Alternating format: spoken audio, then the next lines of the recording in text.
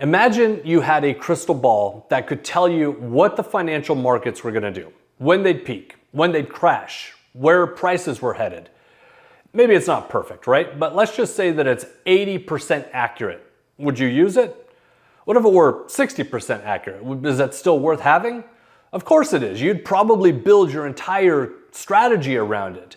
Now, hold on. I know that you clicked this video thinking that we were talking about HOA and condo associations, and here suddenly I'm talking about the financial markets, but trust me, it's relevant. We're getting to this. So now, what if I told you that a document like this already exists, but rather than predicting global markets, it predicts whether a financial disaster is heading your way or not.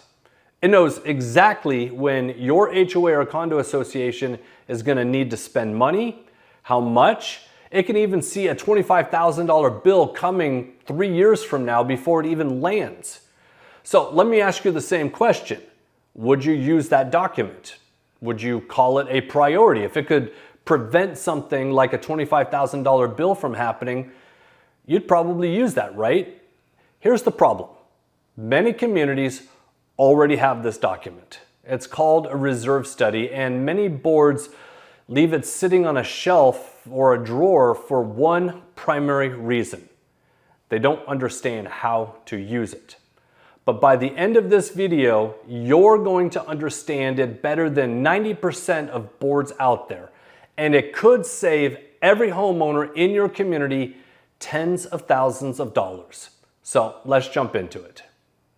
Here's what we're going to cover. What a reserve study actually is and why treating it as a PDF in a folder is exactly how communities get into trouble. The 3 numbers every single board member should be able to find in theirs in under 2 minutes. Why most reserve studies are completely unused and what that quietly costs you.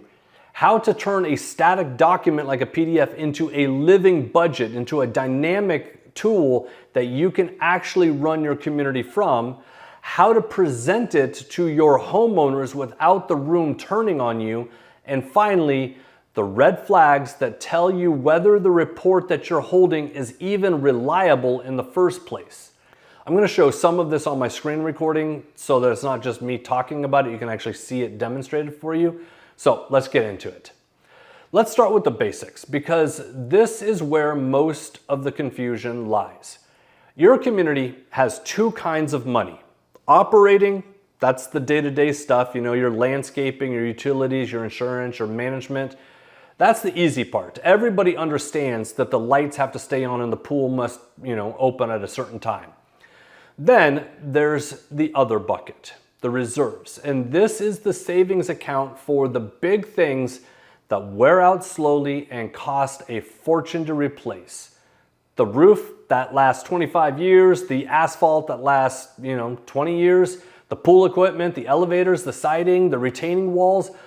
None of these break overnight, but all of them break eventually. You'll want to know when. A reserve study is the professional report that looks at every one of those major components within your community and tells you how much life it has left, what it's going to cost to replace, and how much money you should be setting aside right now or every year so that when the time comes, you have the money there. So think of it less like an administrative task and more like an MRI for your community's finances. It's the one document that looks under the hood and tells you when something's actually coming. And here's the mistake though. Boards treat it like a compliance checkbox. They commission it, they get a PDF, then they put it in a drawer or a folder and move on. That's sort of like getting a full medical scan, never reading the results, and then being shocked that somehow you've gotten sick. Right? The information was there right in front of you all the time. You just never used it, never looked at it. Okay, if you do nothing else after this video, do this one thing. Open your reserve study and find 3 numbers. That's it, 3. Number 1, your percent funded. This is the single most important number in the whole report, in my opinion, and most board members have never really even heard the term. Percent funded tells you how healthy your reserves are right now, today, compared to what they actually should be based on the age and condition of everything you own. Now, you'll hear a few terms thrown around here, fully funded or baseline funding or threshold funding. Don't get lost in all that jargon. They're just different philosophies for how aggressively you save. What matters to you sitting on the board is simple. What's your number, and is it going to be going up or down over time? Are we going to be in trouble, or are we going to be all right? Those are kind of what you're looking at. So the percent funded is what tells you that information. Number 2, look for this number. Your recommended annual contribution and whether you're actually making it. The study tells you what should be being put aside into reserves every year so that you stay on track. The trap is boards see that number and they think that it's too high. They're like, oh, we can't ever come up with that much money, right? And then they quietly contribute less just to artificially keep dues low. Every year that you're underfunded, that gap grows, it compounds. So you're not saving money, you're literally financing a problem at a terrible interest rate, right? It always gets more expensive. Things that need to be repaired always get more expensive, both in labor and in the actual products used. Number 3, what's coming and when? Every reserve study has a timeline of major expenditures. The roof, maybe it's in 6 years. The repaving, maybe it's in 9 years. The pool resurfacing, year 4. This is your weather forecast. It tells you what the problems are and roughly when they will hit, which means you have no excuse to be caught without an umbrella. Percent funded, your contribution gap, what's coming and when. Find those 3 and you already understand your community's finances better than most boards ever will. So if this document is really that powerful, why does it just sit in a drawer? Picture this, it's 40 degrees outside and it's pouring rain, right? Your 4-year-old daughter has decided with complete confidence that today is the day for the Frozen costume and her favorite plastic high heels. Now, she's not making a bad call because she's irrational. She's just 4. She can't read a weather forecast. She doesn't really grasp the concept of 3 hours from now. She's making a perfectly reasonable decision based on the only information that's relevant to her, or the only information that maybe she even has. Elsa is awesome, right? And those shoes are fabulous, as she says. But at some point, somebody with the full picture has to be the adult in the room. So if the reserve study is really that powerful, the crystal ball that we talked about a moment ago, why does it just continually end up in the drawer? For the same reason. Nobody on the board was trained the forecast or how to read the forecast. You're volunteers, you've got jobs, you have families, you have lives, and that's totally understandable, as you should. Somebody handed you a 40 or a 60 or an 80-page technical report full of tables and percents and funding scenarios with zero instruction on how to use it, and certainly not how to manage it. So you did the reasonable thing with the information you had. You saw the money in the account for today and you thought, we're fine, we got plenty of money. Right? It's sort of akin to, I can see that I want to wear the Frozen costume and wear some high heels and head out the door, right? But here's where that costs you, and costs you big. When a reserve study goes unused, the board makes decisions based on the bank balance of today instead of the forecast. The account says $180,000 in it. It looks great, right? It feels healthy. What nobody's looking at is the $360,000 in repairs landing over the next 36 months. That gap doesn't announce itself. It just sits there in the shadows until the roof actually fails. And then the board has exactly 3 options, and homeowners hate all of them. Option number 1, a special assessment, a surprise bill split across every unit or every home due by a certain deadline. Terrible. Option 2, an emergency dues spike to scramble and catch up, right? Or option number 3, a loan and a debt service payment that increase their dues. And the loan is arguably the worst of the 3 because they're now paying interest on top of the original cost. They're financing a problem at literally at a high interest rate, not just a figurative one, right? So they're not just paying for the cost of the items to be repaired, they're paying for the loan on top of that. None of those are bad luck. They are completely predictable and they are a result of having access to the forecast and never reading it. The reserve study saw it coming years in advance. It just needed somebody to be the adult in the room and actually look. So let's fix that. Let's talk about turning this thing from a document you store, like I said, a PDF, either in printed form or stored on a computer somewhere, into a budget you actually run your community from. And I want to show you the problem first because you've actually probably lived it. So let's look over here. This is what most boards are working with. A PDF, and look, all the data is in here, right? You have everything you need. It's real, but watch what happens when you actually try to use it. You have this list in a spreadsheet like this that's trying to tell you, okay, here's all the items, all the components that you have and the years that they need to be replaced and the adjustment cost if you factor in some inflation, and you're going to be looking at okay, if I want to replace this in 2029 and then again in 2035 and then again in 2047, so you can kind of start to get a sense of okay, their data is technically in here. Then you come down to here and then you have to scroll down to the years and say, okay, what's coming up in 2035 or whatever that we have to spend money on. None of this, I guess you could do a search if you needed to literally look at look for a keyword, but then you have to come down here and look at 2035 to see what these things are and replacement costs. But then you might say, okay, what else? When's the next time we have to replace that item? Then you have to come all the way back up to this and find out, okay, that's due in 2035, but then we have to do it again in 2043 or whatever it is.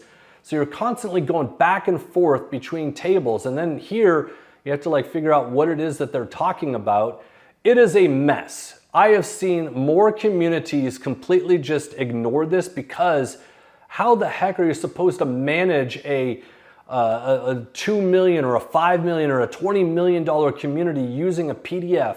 Maybe at best they will give you an Excel spreadsheet, but you're still having to sift through all this information to figure out what it is that we need to do and when. And here's the problem with this though. They deliver this document to you and it's essentially dead on arrival. It's essentially the moment they deliver it, it's a snapshot of what took place in the past. It is not something that changes or is dynamic with the actual reality of your community. So if you come in here and say, okay, we're scheduled to change this item, for example, in 2031, I'm just making this up, but let's just say a large storm blows through and knocks down a bunch of these gutters. Now 2031 has just suddenly been brought up to 2026, right? Now you're replacing this year, not 2031. This document at that point becomes irrelevant because now all your financials are really screwed up, right? You don't have any way of updating this information. So you have to go back to the reserve study provider and say, hey, we actually did this year, and reproduce a report for us and it's going to change things. It's cumbersome, right? And try to answer basic questions like, what's our pool resurfacing, right? When is that going to happen? What year? How much is it going to cost? Like I said, maybe you can do a search function in this document and pull it up and piece it together, but it's a terrible way to manage it, right? You're flipping back and forth between 3 or 4 sections just to answer one basic question. And this is the issue. The information exists, but it's frozen. It's a snapshot of whatever the study or whenever the study was last conducted. You're managing a community that's worth, like I said, 5, 10, $20 million in shared assets off of a static PDF that you have to cross-reference by hand. That's like running a real business off of a printed bank statement from last year. Maybe the numbers are technically correct and maybe you could piece something together, but honestly, they are completely useless for making decisions for next year. There's all sorts of problems. Now, I'm going to show you the same data, but in our platform, in Solium, where you can actually interact with it. You can see how it changes in real time.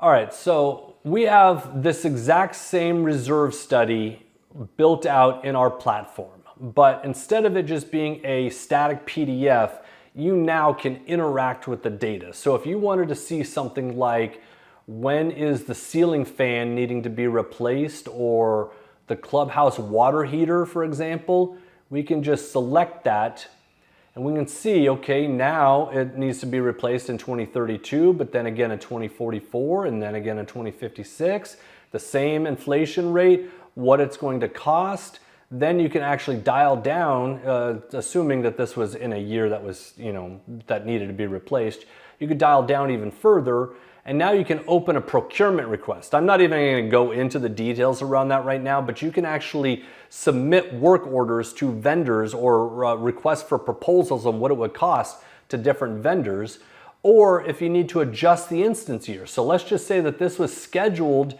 to be replaced in 2032, but let's just say that it goes out in 2026. Now you could come in here and say, okay, let's adjust this year, and we're going to say that this was in 2026. What that's going to do is it's going to then update all of your financials. If we come back to your reserve study, everything that was once calculated based on that item being replaced in 2032 is now updating in 2026. So again, now if we want to look at what's coming up in this year, let's just say that 2032 is next year, you could actually look at what those items are and open up procurement requests. And again, I'm not going to go into all the details of everything, but you can open up a request here. You can manage the entire reserve study through this. Here you can also see what your financial trajectory looks like and what a fully funded balance should be. So I'm going to bring your attention back to this. If we come back to this primary page here, I'm going to dive into this in just a moment. This is an extreme example, right? Like this is a demo community, but this is the same reserve study that we just looked at in PDF form, but it's all the data is in here. Now, the problem with the PDF that we just looked at is it's a snapshot from 3 years ago. This is a living plan that the whole board can see. That's the difference. The same underlying study, but now it's a tool instead of a dead PDF. Your board can see exactly where you stand and exactly what's coming in one place anytime. And that is the entire point. And this is just a quick plug here. Solium is the only all-in-one community management platform that has reserve study management built into the core of the software. It's not some separate tool that you bolt on. It's built in next to your dues, your budget, your violations, all of it. Now, we're not going to cover everything that it does, right? All these items over here, because that would be a much longer video. But if you ever want a closer look at our platform, you can schedule a call with us. I'll put the link in the description. Now, here's the part that nobody prepares you for. You understand your reserve study, right? Let's just say that you've learned it, you understand the ins and outs of it. Great. Now, you have to stand up at the annual meeting and explain to a room full of homeowners why their dues need to go up.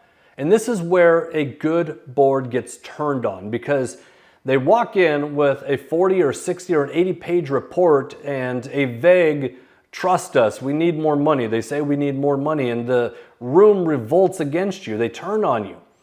But here's the move. You don't argue. You show them the math and you let the math do the talking. So I'm going to show you over here how that works. This right here is a scenario where, like I said earlier, this is an extreme example because just for demonstration purposes. But this gray line right here that goes up over time, over the 20 or 50 years. By the way, this is kind of reduced down in size just for the screen recording.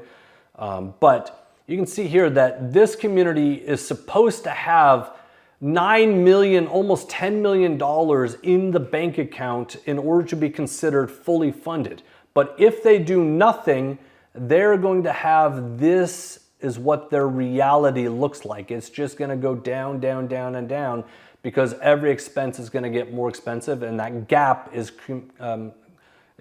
growing larger. So if you have to stand up in front of a board and say, we need to increase dues, here's how you would do that. You can see right here that it's telling you that based on all available data, your current annual reserve fund contribution is insufficient to meet your projected expenses, and it will result in a $30,000, $29,000, etc. shortfall in 2025. The reason that's 2025 is because this is a 2023 reserve study. So it's telling you that by 2025, this community would be $30,000 in the red, $30,000 in debt. Now, what I just did there was I opened the Scenario Explorer. So this is where you can actually interact with things and say, okay, I see that we have a problem. What do we do about it? How do we solve that problem? And here, this is telling you all the years that are going to be problematic from the year that the creation of the study all the way through. These are all problematic years every year going forward. So what we're going to do is we're going to add an increase. And we're just going to come in here and say in 2020, let's just say that this was in 2024, right? Or we'll just do a reality here. We'll do 2026 and we will say we're going to increase the dues by, or increase our contribution, I should clarify that, by $10,000. So that could either mean you're taking money out of your operating budget and reallocating it to your reserve fund budget. It could mean a special assessment, or it could mean that you literally need to increase the dues by this much. So by $10,000, we're telling you that it's only $96 per home per year because they have, say 100 homes in this fake community. So that's only a $96 per year increase to this particular budget. So now, again, assuming that the $57,000 was their starting balance, assuming that they put $10,000 in, now we're adding $10,000 more, so now we're having $20,000 right into this. That is going to then tell you, does that solve the problem? Well, it doesn't, right? So I'll give you an extreme example. Let's just say that we're putting in $100,000 into reserves. Now you can see that that solved the problem, obviously not for 2025. 2026, they have enough money, but it's not where they actually should be. Same thing in 2035, but that's an extreme example, right? Nobody's just overnight going to start hitting their community with a now $1,000 home increase. So maybe what they'll do is they'll increase that over 5 years. So we would say, okay, in 2027, we're going to increase our budget by $25,000. Does that do anything? Okay, we're getting there. So the goal is to get rid of these things, right? 28, we're going to do, another $25,000. And so why this is important is when you sit in front of your board at your annual meetings, you can literally say, here's the math. We are going to be in a financial disaster if we don't do anything over the next 5 years. So you suddenly are giving them the math and giving them models for them to look at. If we do nothing, here's the special assessment that's going to hit in year 4. Then you can model out all the alternatives. You can look at the different options and say, okay, what happens if we just do a $50,000 special assessment? Does that change things for us? If we raise dues by a little bit every year, is that better? Or is it better just to hit everybody with a big special assessment later? Then here's really what you're giving them the option. Do you want a small, predictable monthly increase or yearly increase now versus a large, painful surprise bill later?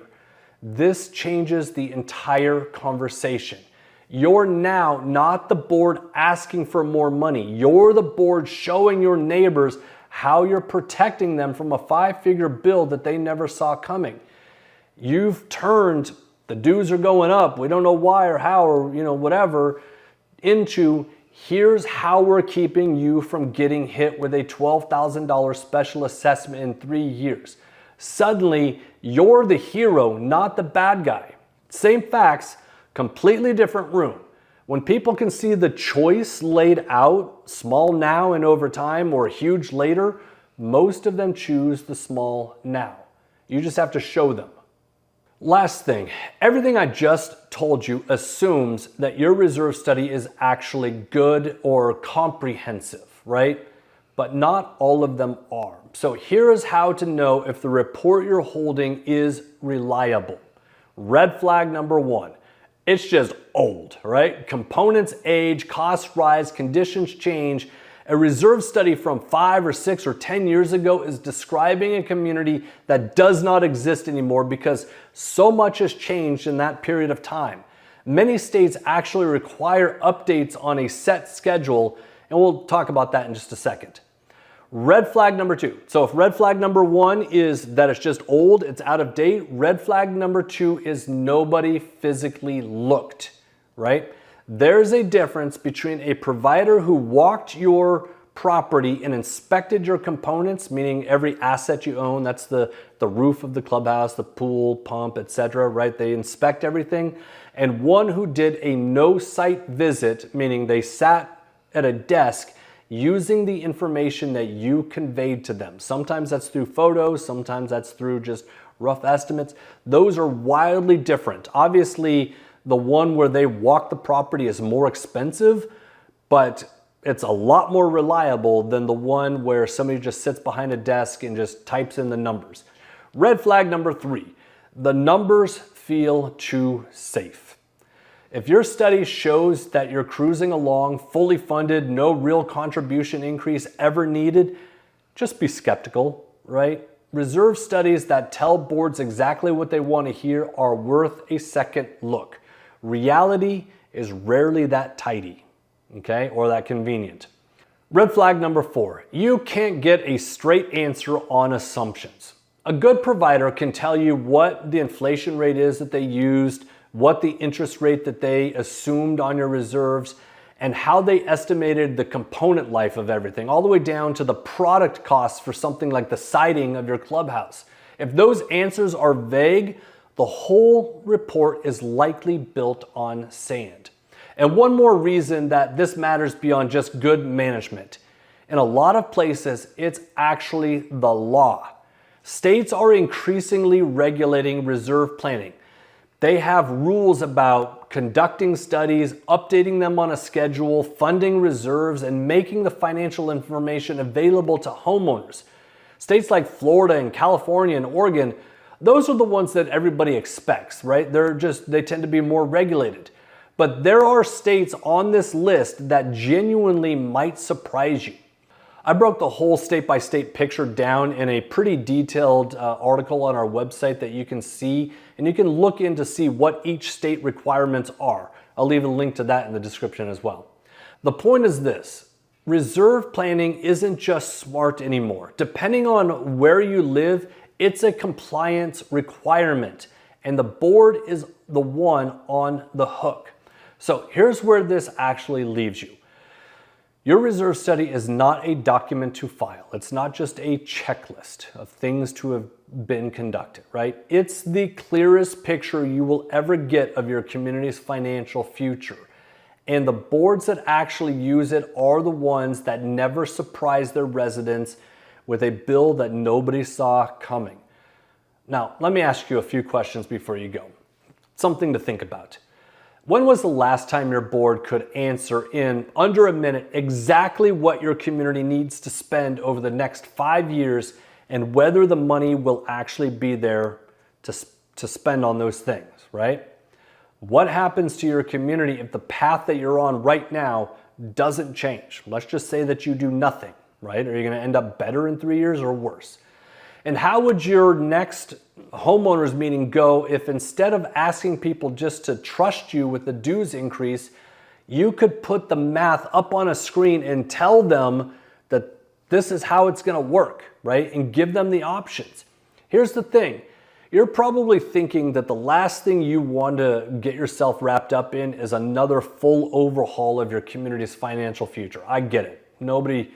Those are pain, right? That's a lot of pain, a lot of stress, a lot of, hours, things like that. It's not something that I willingly want you to go through, but I get it. It's a lot to think about. So let's not jump into that right now. What I'm asking you to do is this. Would it be unreasonable to spend 15 minutes finding out where your community actually stands? Not a complex report, right? You tell us about your community and we give you an honest take on whether Solium could actually help or whether it can't. The last thing that I want to do is waste your time. I don't even want to waste my own time. So if it's not a fit for your community, I'd rather not demo it. But 15 minutes could help us determine, is Solium something that would actually help your community or not? That's what the call is designed to prevent. I don't want to waste your time. I don't want to waste my time. Then it's up to you to decide if you want to schedule a demo. If that's worth 15 minutes, go to our website, solium.com, and grab a time. And it's worth knowing that Solium, again, is the only all-in-one community platform with reserve study management built right into it. So everything we talked about today lives in one place. And if now's not the time, that's okay too. Just don't let this be the video that you watched, nodded along and said, yeah, I agree, and then filed it away in a drawer right next to the reserve study. That's not going to help you. All right, that's it for this one. If this was useful, you know what to do. Like and subscribe to the video and leave a comment if you have questions. All right, see you in the next one.